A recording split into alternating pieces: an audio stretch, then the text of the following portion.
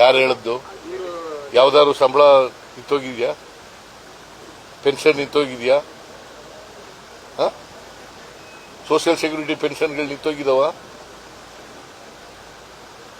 ಬಿಜೆಪಿಯವ್ರ ಕಾಲದಲ್ಲಿ ದುಡ್ಡಿಲ್ದವರು ಕೂಡ ಕೆಲಸ ಎಲ್ಲ ಅಪ್ರೂವಲ್ ಮಾಡಿಬಿಟ್ಟು ಟೆಂಡರ್ ಕರೆದ್ಬಿಟ್ಟು ದುಡ್ಡು ಹೊಡೆದ್ಬಿಟ್ಟು ಹೊಟ್ಟೋದ್ರು. ಈಗ ಅವರು ನಮಗೆ ಪಾಠ ಹೇಳ್ಕೊಡಕ್ ಬರ್ತಾ ಇದ್ದಾರೆ. ಇವತ್ತೇನಾದರೂ ಆರ್ಥಿಕವಾಗಿ ಕರ್ನಾಟಕ ರಾಜ್ಯ ದಿವಾಳಿ ಆಗಿದ್ರೆ it is BJP which is responsible.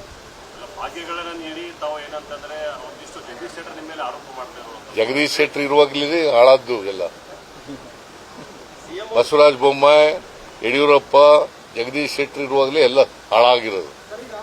ಕರ್ನಾಟಕದಲ್ಲಿ ಈಗ ನಾವು 4,09,549 ಕೋಟಿ ರೂಪಾಯಿ ಬಜೆಟ್ ಮಂಡಿಸಿದೆ. ಹಿಂದಿನ ವರ್ಷ ಎಷ್ಟು ಮಂಡಿಸಿದೆ? 3,71,000 ಕೋಟಿ ಬಜೆಟ್ ಮಂಡಿಸಿದೆ. ಅಂದ್ರೆ ಸುಮಾರು ಎಷ್ಟು ಜಾಸ್ತಿ ಆಯ್ತು? 38,000 ಕೋಟಿ ಜಾಸ್ತಿ ಆಯ್ತು.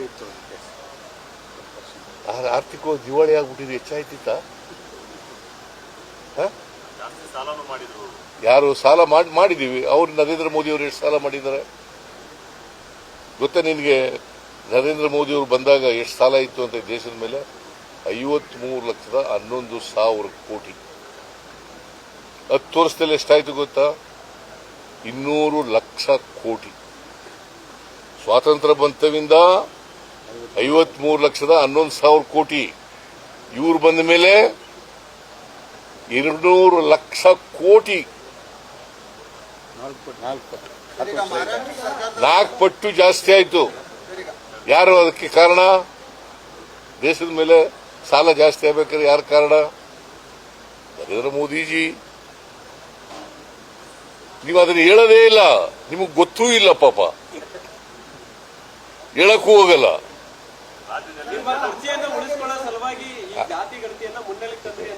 ಯಾರು ಅವರು ಸೋಮಣ್ಣ ಹೇಳಿರೋದ? ಅವರ ಜಗದೀಶ್ ಶೆಟ್ಟರು ಅವ್ರಿಗೆ ಪಾಪ ವಿರೋಧ ಪಕ್ಷದ ನಾಯಕನಾಗೂ ಕೂಡ ಅಸಮರ್ಥರಾಗಿದ್ದರು, ಮುಖ್ಯಮಂತ್ರಿ ಆಗೂ ಕೂಡ ಅಸಮರ್ಥರಾಗಿದ್ದರು. ಇಲ್ಲಿ ನಮ್ಮ ಪಾರ್ಟಿ ಬಂದು ಏನೇನು ಹೇಳಿದರೆ ಹೇಳ, ನಾನೆಲ್ಲ ಬಿಜೆಪಿ ಮೇಲೆ ಹೇಳ, ಅವೆಲ್ಲ ಹೇಳೋದು ಬೇಡ. ನಮ್ಮ ಪಾರ್ಟಿ ಬಂದ್ಬಿಟ್ಟಿದ್ರು ಟಿಕೆಟ್ ಕೊಡ್ಲಿಲ್ಲ ಅಂತ ಅಸೆಂಬ್ಲಿನಲ್ಲಿ.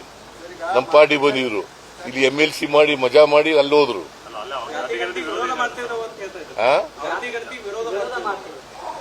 ಈಗ ನೋಡ್ರಿ, ಜಾತಿ ಗಣತಿ ನಮ್ಮ ಪಕ್ಷದ ಪ್ರಣಾಳಿಕೆಯಲ್ಲಿ ಹೇಳಿದ್ದೀವಿ. ಜಾತಿ ಗಣತಿ ಆಗಲೇಬೇಕು. ಈಗ ಜಾತಿ ಗಣತಿ ಆಗದೆ ಹೋದ್ರೆ ನಿಮ್ಮ ಮನೆ ಕುಟುಂಬ ಇದೆ ಅಂತ ನಿಮ್ಮ ಕುಟುಂಬದಲ್ಲಿ ಆರ್ಥಿಕವಾಗಿ, ಸಾಮಾಜಿಕವಾಗಿ, ರಾಜಕೀಯವಾಗಿ ಏನಾಗಿದೆ ಅಂತ ಗೊತ್ತಾಗಬೇಕು ಬೇಡ? 1931ರಲ್ಲಿ ಜಾತಿ ಗಣತಿ ಅಲ್ಲ, 1931ರಲ್ಲಿ ಜಾತಿ ಗಣತಿ ನಿಂತೋಯ್ತು. ಸ್ವಾತಂತ್ರ್ಯ ಬಂದ ಮೇಲೆ ಆಗಲಿಲ್ಲ. ಕೋರ್ಟ್ನಲ್ಲಿ, ಹೈಕೋರ್ಟ್ನಲ್ಲಿ, ಸುಪ್ರೀಂ ಕೋರ್ಟ್ನಲ್ಲಿ ನಿಮ್ಮ ಹತ್ರ ಏನಿದೆ ದಾಖಲಾತಿ, ಎಂಪೆರಿಕಲ್ ಡಾಟಾ ಇರಲಿಕ್ಕೆ ಏನಿದೆ ಅಂತ ಕೇಳ್ತಾ ಇದ್ರು. ಅನೇಕ ಹೈಕೋರ್ಟ್ಗಳಲ್ಲಿ, ಅನೇಕ ಸುಪ್ರೀಂ ಕೋರ್ಟ್ನಲ್ಲಿ ಕೇಳ್ತಾ ಇದ್ರು. ಮಂಡಲ್ ಕಮಿಷನ್ ವರದಿನಲ್ಲೂ ಕೇಳಿದ್ರು ಕೂಡ. ಅದಕ್ಕೆ ಜಾತಿ ಗಣತಿ ಮಾಡಬೇಕು. ಜಾತಿ ಗಣತಿ ಯಾಕೆ ಮಾಡಬೇಕು ಅಂತಂದ್ರೆ, ಪ್ರತಿಯೊಬ್ಬರದು ಕೂಡ ಸ್ವಾತಂತ್ರ್ಯ ಬಂದು 75 ವರ್ಷ ಆಯಿತು. ಈಗ ನೀನು ಸ್ವಾತಂತ್ರ್ಯ ಬಂದಾಗ ನಿಮ್ಮ ಮನೆ ಕುಟುಂಬ ಹೆಂಗಿತ್ತು, ಈಗ ಹೆಂಗಾಗಿದ್ಯಾ, ಮುಂದೇನಾಗ್ತೀಯಾ ಅಂತ ಗೊತ್ತಾಗಬೇಕು ಬೇಡ?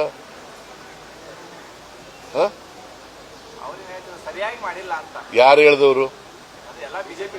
ಬಿಜೆಪಿಯವರು ಹೇಳ್ತಾರಪ್ಪ. ನೋಡ್ರಿ, 95% ಆಗಿದೆ. ಯಾವಾಗಲೂ ಕೂಡ ಸರ್ವೆ 100% ಆಗಲ್ಲ. 95% ಆಗಿದೆ. 98% ರೂರಲ್ ಏರಿಯಾದಲ್ಲಿ, 94% ಇದರಲ್ಲಾಗಿದೆ ಅರ್ಬನ್ ಏರಿಯಾದಲ್ಲಿ. ಯಾಕಂತಂದ್ರೆ ಈಗ ಅಪಾರ್ಟ್ಮೆಂಟ್ಗಳಿರ್ತವೆ, ಯಾವುದೋ ರಾಜ್ಯದವರು ಇರ್ತಾರೆ, ಅವ್ರು ಯಾಕೆ ಹೇಳ್ತಾರೆ? ಅವ್ರು ಸಿಗೋದು ಇಲ್ಲ. 100 1,60,000 ಜನ ಈ ಇದರಲ್ಲಿ ಸರ್ವೆನಲ್ಲಿ ಇನ್ವಾಲ್ವ್ ಆಗಿತ್ತು. 1,33,000 ಜನ ಟೀಚರ್ಗಳಾಗಿದ್ರು. ಯಾವ ಜಾತಿ ಟೀಚರ್ಗಳಿರೋದು? ಟೀಚರ್ಗಳಲ್ಲಿ ಜಾಸ್ತಿ ಯಾರಪ್ಪ ಇರೋದು? ಹೆಚ್ಚಾಗಿರೋದು ಯಾರ್ರೀ?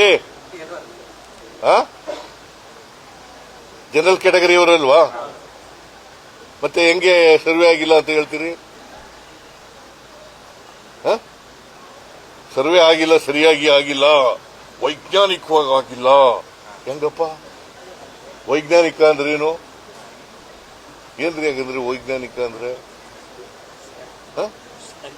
ನಾನು ಹಿಂದುಳಿದ ಜಾತಿಯಿಂದ ಬಂದವನು. ಸರ್ವೆ ಅಂದ್ರೆ ಏನು ಅಂತ ಈಗ 2011ರಲ್ಲಿ ಲಾಸ್ಟ್ ಸರ್ವೆ ಆಗಿತ್ತು. ಅದು ಜಾತಿ ಗಣತಿ ಅಲ್ಲ, ಅದು ಗಣತಿ ಸರ್ವೆ ಆಗಿತ್ತು, ಜನಗಣತಿ ಆಗಿತ್ತು ಅಲ್ವಾ? ಅದು 100ಕ್ಕೆ 100 ಆಗ್ಬಿಟ್ಟಿದ್ಯಾ?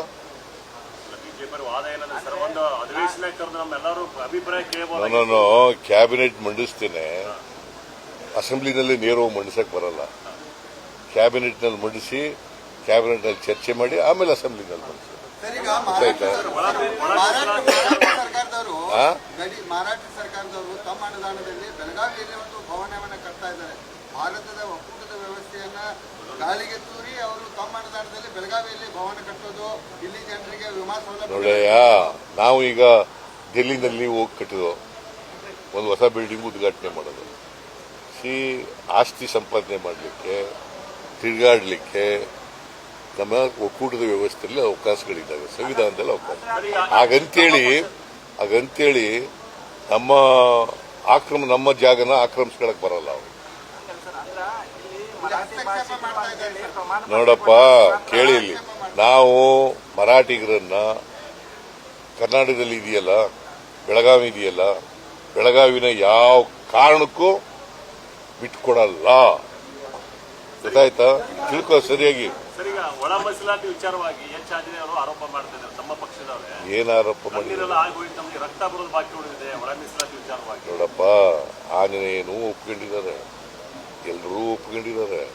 ಕ್ಯಾಬಿನೆಟ್ ನಲ್ಲಿ ತೀರ್ಮಾನ ಆಗಿದೆ, ಒಳ ಮೀಸಲಾತಿ ಮಾಡಬೇಕು ಅಂತೇಳಿ ನಾಗಮೋಹನ್ ದಾಸ್ ಅವರ ಅಧ್ಯಕ್ಷತೆಯಲ್ಲಿ ಆಯೋಗ ರಚನೆ ಮಾಡಿರೋದು.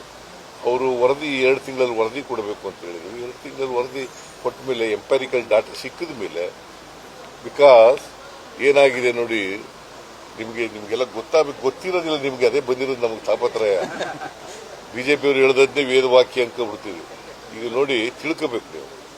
ಕರ್ನಾಟಕದಲ್ಲಿ ಆದಿ ದ್ರಾವಿಡ ಅಂತ ಇದ್ದಾರೆ, ಆದಿ ಕರ್ನಾಟಕ ಅಂತ ಇದ್ದಾರೆ, ಆದಿ ಆಂಧ್ರ ಅಂತ ಇದ್ದಾರೆ, ದಲಿತರಿದ್ದಾರೆ, SC ಜನಾಂಗ. ಸೊ 102 ಜಾತಿಗಳಿದ್ದಾವೆ. 102 ಜಾತಿಗಳು. ಬರೀ ಲೆಫ್ಟು, ರೈಟು, ಬೋವಿ, ಲಮಾಣಿ ಅಷ್ಟೇ ಅಲ್ಲ ಇರೋದು. There are 102 castes in SC ನಲ್ಲಿ 102 ಕಾಸ್ಟ್ ಇದಾವೆ. ನೀವು ಒಳ ಮೀಸಲಾತಿ ಯಾಕೆ ಆಗಲ್ಲ ಅಂತಂದ್ರೆ, ಲೆಫ್ಟ್ನವರು ಆದಿ ದ್ರಾವಿಡ ಅಂತ ಹೇಳ್ಕೊತಾರೆ ಕೆಲವು ಕಡೆ, ರೈಟ್ನವರು ಆದಿ ದ್ರಾವಿಡ ಅಂತ ಹೇಳ್ಕೊತಾರೆ, ಆದಿ ಕರ್ನಾಟಕ ಅಂತ ಇವರು ಹೇಳ್ಕೊತಾರೆ, ಅವರು ಹೇಳ್ಕೊತಾರೆ. ಅದಕ್ಕೆ ಸರ್ವೆ ಮಾಡಿಸಿ ಯಾರು ಲೆಫ್ಟಿಗೆ ಸೇರಿದವರು ಯಾರು, ರೈಟಿಗೆ ಸೇರಿದವರು ಯಾರು ಅಂತ ಲೆಕ್ಕ ಬೇಕಲ್ವಾ? ಆ ಲೆಕ್ಕ ಇಲ್ಲದೆ ಮಾಡಕ್ಕಾಗತ್ತಾ? ಹೆಚ್ಚಿನ ವಿಡಿಯೋಗಳಿಗೆ ಪ್ರತಿಧ್ವನಿ ಯೂಟ್ಯೂಬ್ ಚಾನೆಲ್ ಸಬ್ಸ್ಕ್ರೈಬ್ ಮಾಡಿ, ಬೆಲ್ ಐಕಾನ್ ಕ್ಲಿಕ್ ಮಾಡಿ.